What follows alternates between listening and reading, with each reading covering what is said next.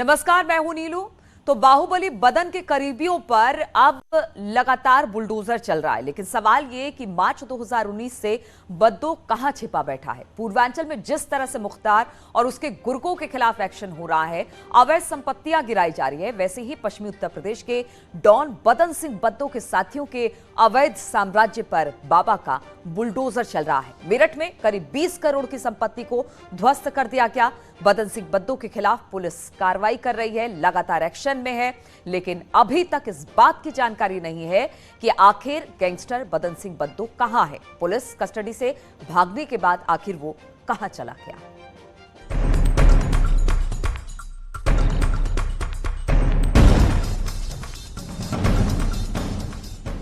Mafia बदन के करीबियों की बिल्डिंग पर बुलडोजर।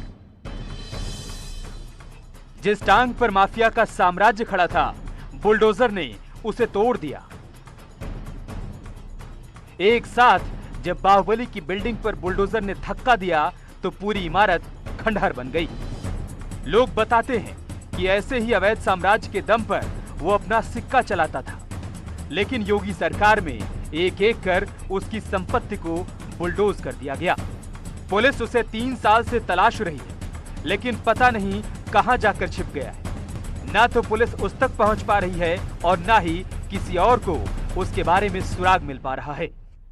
लेकिन उसके गुर्गों पर किस तरह की कार्रवाई हो रही है, ये हम आज आपको दिखाते हैं। ये बदन सिंह बद्दो के गुर्गे अजय सहगल का कॉम्प्लेक्स है, जिसमें 7 दुकानें बनाई गई है।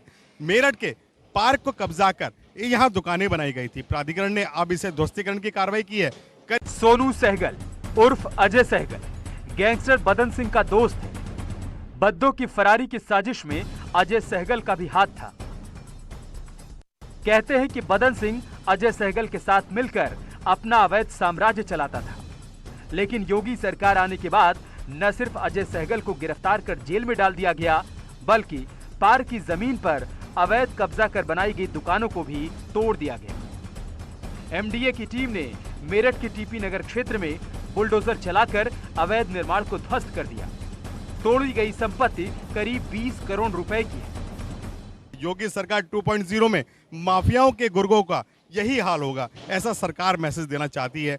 लेकिन ये पार्क की जमीन है जिसे बद्दो के इशारे पर कब्जाया गया और वहां पर दुकानें बना ली गई। आप देख सकते हैं कि किस तरीके से ध्वस्तीकरण की कार्रवाई चल रही है। भारी पुलिस फोर्स मौजूद है। मैं आपको तस्वीरें दिखाना चाहूंगा किस तरह से पुलिस फोर्स यहाँ पर मौजूद है, ताकि कोई भी व्यवधान इस कार्रवाई में ना पड़ सके।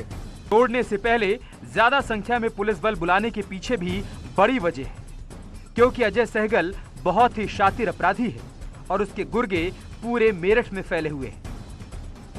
अजय सहगल ने साल 2019 में कैद से बदन सिंह बद्दो को आजाद कराने के लिए बड़ी साजिश रची थी। फरारी से 6 महीने पहले तय हो गया था कि मेरठ के मुकुट महल से बद्दो को भगाया जाएगा। बदन सिंह बद्दो पेशी के लिए मेरठ आया था। अजय सहगल ने अपने साथियों के साथ मिलकर मुकुट महल से बद्दो को भगा दिया।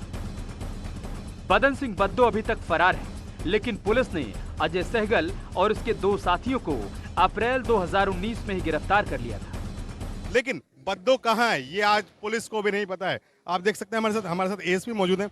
सर, ये बताएं बद्दो कहाँ है? ध्वस्तीकरण की कार्रवाई तो चल रही है। देखिए, उसके संबंध में भी हम, जैसा कि हमने पहले भी बताया, भी जिला स्तर लेवल पे प्रयास किया जा रहा है।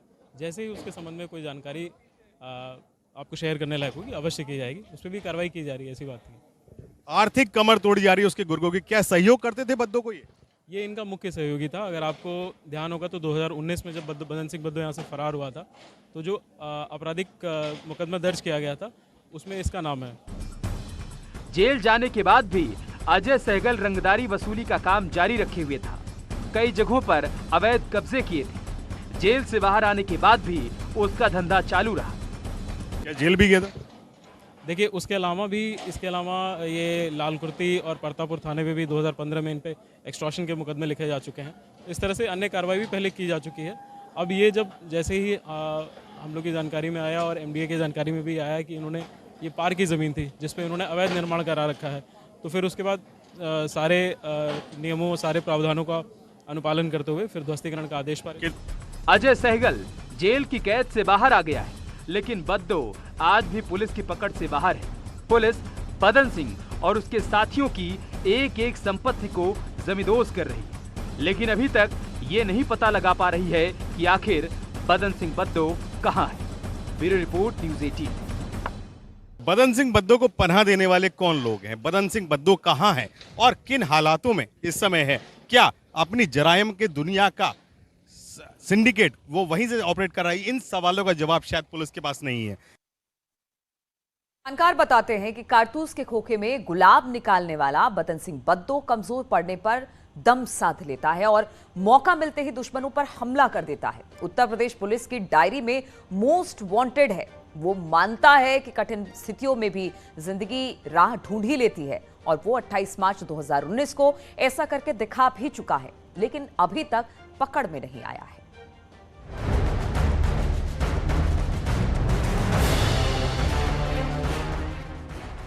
यूपी का मोस्ट वांटेड बदन सिंह बद्दो पिछले 3 साल से फरार है। यूपी पुलिस ने उस पर 2.5 लाख का इनाम रखा है और अभी वो पुलिस की गिरफ्त से बाहर है। सलीके से रखी गई दाढ़ी, मोटी मूछें, टाइट फिटिंग वाली महंगी जैकेटों और काले चश्मों में बद्दो कहीं से भी एक आम अपराधी नहीं दिखता है। जबकि 3 दशक पहले बदन सिंह जब अपराध की दुनिया में आया था तो वो एक मामूली अपराधी ही था। पुलिस की डायरी में दर्ज हत्याएं, डकैतियां और वसूली गैंगस्टर बदन सिंह बद्दो के आपराधिक जिंदगी की कहानी बताती है। बदन सिंह बद्दो का नाम पश्चिमी उत्तर प्रदेश के विभिन्न जिलों में गूंजता रहा है। बदन सिंह बद्दो का नाम विधानसभा तक गूंजा है। कई बार गिरफ्तार हो चुका है, कई बार फरार हो चुका है। आज भी पश्चिमी उत्तर प्रदेश में गैंगस्टर बदन सिंह बद्दो का खौफ है।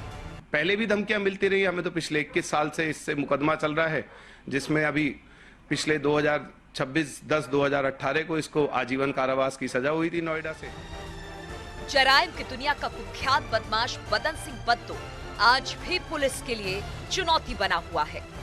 अगस्त 2012 में पुलिस ने इसे काफी मशक्कत के बाद गिरफ्तार किया था, लेकिन 28 मार्च 2019 को कुख्यात बदन सिंह बद्दो बड़े ही शातिर तरीके से पुलिस कस्टडी से निकल गया। पूरा गैंग है उसके, या वो हायर करता है लोगों को। बहुत कोल्ड ब्लडेड आदमी है।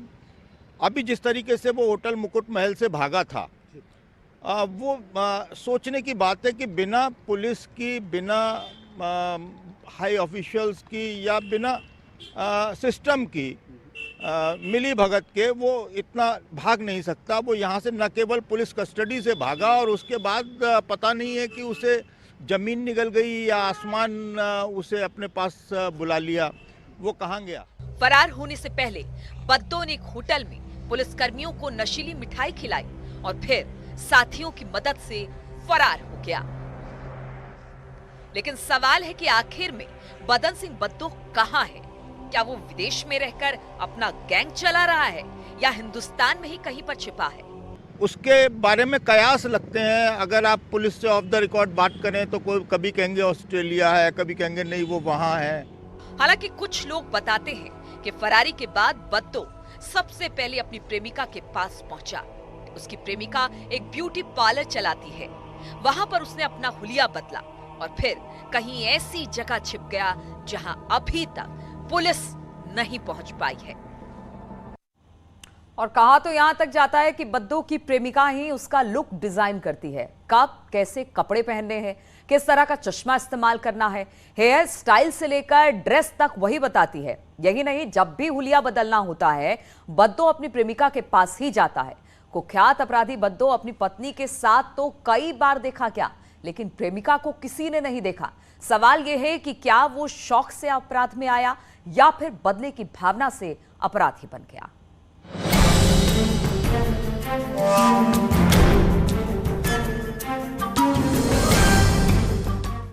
1970 का दशक।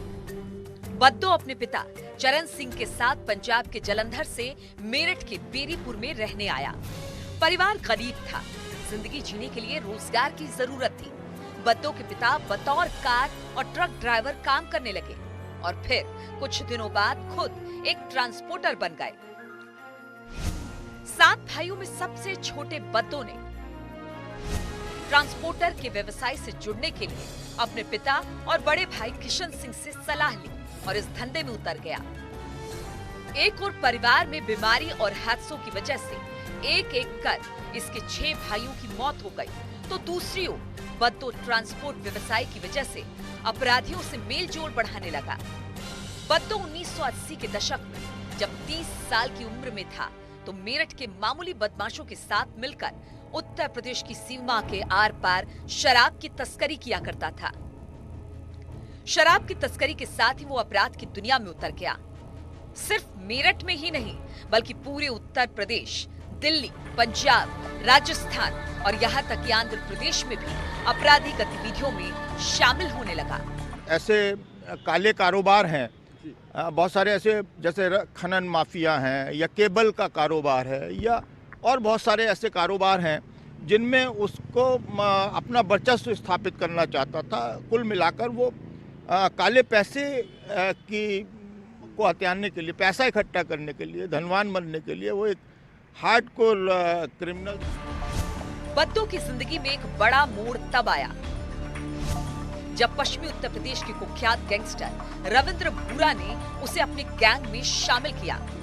1996 आते आते जब उसने वकील रविंद्र सिंह की हत्या की, उस वक्त बद्दो पश्चिमी उत्तर प्रदेश के बड़े आपराधिक गिरोहों से जुड़ चुका था। शराब की तस्करी से शुरू कर उसने जल्द ही लग्जरी कारों को चुराकर बेचने और विवाद के समाधान के नाम पर महंगी संपत्तियों पर कब्जा करने में महारत हासिल कर ली। बद्दो का आपराधिक दबदबा काफी कुछ उत्तर प्रदेश के अन्य गैंगस्टरों से उसके गठजोड़ की बदौलत था। रविंद्र भूरा की 2007 में हत्या हो जाने के बाद बद्दो ने मुजफ्फरनगर के कुख्यात बदमाश सुशील मूछ से हाथ मिला लिया। बदन सिंह बद्दो और सुशील मूछ का भी गहरा नाता रहा है। कहा जाता है कि एक बदमाश अंदर रहता है तो दूसरा बाहर। आजकल बदन सिंह बद्दो फरार है तो सुशील मूछ अंदर है। मुजफ्फरनगर के रहने वाले छोटे कद के सुशील मूछ का जरायम की दुनिया में बड़ा नाम है। सुशील मूछ के गिरोह में कई ऐसे शार्प शूटर हैं जिन्होंने पश्चिमी उत्तर प्रदेश में बड़ी वारदातों को अंजाम दिया है। सुपारी लेकर कत्ल करवाना सुशील मूछ का पेशा है। बद्दो बड़े व्यापारियों और नेताओं के नाम की सुपारी उठाता था और सुशील मूछ के शार्प शूटर वारदातों को अंजाम देते थे। सुशील मूछ का और बदन सिंह बद्दो का पुलिस रिकॉर्ड में खूब यही माना जाता है कि ये मेड फॉर ईच अदर हैं और एक दूसरे के पूरक हैं, मददगार हैं उनके, और इनका जो क्राइम है वो आपस में रिलेटेड होता है। और बदन सिंह बद्दो के पापों की लंबी फहरिस्त है। क्राइम के कारोबार से करोड़ रुपए कमाने वाले बद्दो को कोर्ट ने आजीवन कारावास की सजा सुनाई, लेकिन पुलिस की कस्टडी से 2019 में फरार हो गया। 1988 से लेकर अब तक उसके गुनाहों की पर देखिए जरा ये रिपोर्ट।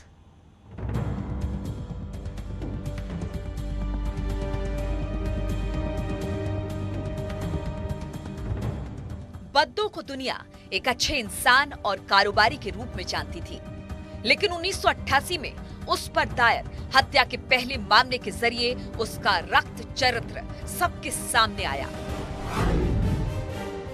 व्यवसाय में दगाबाजी के खेल में राजकुमार नाम के एक व्यक्ति को मेरठ के गुदड़ी बाजार कोतवाली में दिन दहाड़े गोली मार दी थी। पर बद्दो के लिए बुरे दिन की शुरुआत 1986 में वकील रविंद्र सिंह की हुई हत्या से हुई। थप्पड़ के बदले बद्दो ने रविंद्र सिंह की जान ले ली। एक स्टोर पर रविंद्र सिंह ने झगड़े में हस्तक्षेप किया और बीच बचाव के दौरान बदन सिंह को चाटा मार दिया। ये तमाचा इतना जोरदार था कि बदन सिंह इसे भुला नहीं पाया।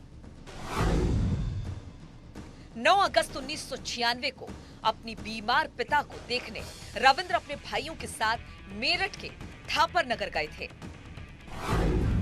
उसी वक्त बदन सिंह बंदूकधारी 40 दोस्तों के साथ वहां पहुंच गया। तब बद्दो का भाई किशन भी वहां मौजूद था। बदन सिंह ने पहले रविंद्र के भाई की पत्नी गीतांजलि से दुर्व्यवहार किया और फिर वकील रविंद्र के सिर में गोली मार दी और कार में वहीं आग लगा दी। हत्या के बाद रविंद्र के भाई देवेंद्र ने बदन और किशन के खिलाफ मामला दर्ज कराया। मुकदमे के दौरान ही बदन के भाई किशन की मौत हो गई। 2015 में रविंद्र सिंह की हत्या का मामला ग्रेटर नोएडा के SC/ST कोर्ट में ट्रांसफर हो गया, जहां 2 साल बाद 31 अक्टूबर 2017 को बदन सिंह को आजीवन कारावास की सजा सुनाई गई। इस दौरान अपना डर का साम्राज्य फैलाने के लिए बद्दो लगातार क्राइम करता रहा। 2011 में संपत्ति विवाद के चलते BSP नेता और जिला पंचायत सदस्य संजय गुज्जर की हत्या, केबल कंपनी के मैनेजर पवित्र मैत्रेय की हत्या में भूपेंद्र बाफर के साथ बद्दो का नाम, दीवान ग्रुप के मालिक राजेश दीवान से 2 करोड़ रुपए की फिरौती, इसके अलावा कई और मुकदमे बद्दो के खिलाफ दर्ज हैं। लेकिन 28 मार्च 2019 को फरार हुआ ये मोस्ट वांटेड अभी तक पुलिस की पकड़ से बाहर है। पुलिस लगातार इसकी तलाश कर रही है, लेकिन अभी तक कोई सुराग नहीं। सर ये बताएं, बद्दो कहाँ है? दोस्ती करने की कार्रवाई तो चल रही है। देखिए, उसके संबंध में भी हम, जैसा कि हमने पहले भी बताया, भी जिला स्तर लेवल पे प्रयास किया जा रहा है। जैसे ही उसके संबंध में कोई जानकारी आपको शेयर करने लायक होगी, अवश्य की जाएगी। उस पर भी कार्रवाई की जा रही है, ऐसी बात नहीं। और रुकेंगे यहाँ पर छोटे से ब्रेक के लिए, फौरन लौटते हैं।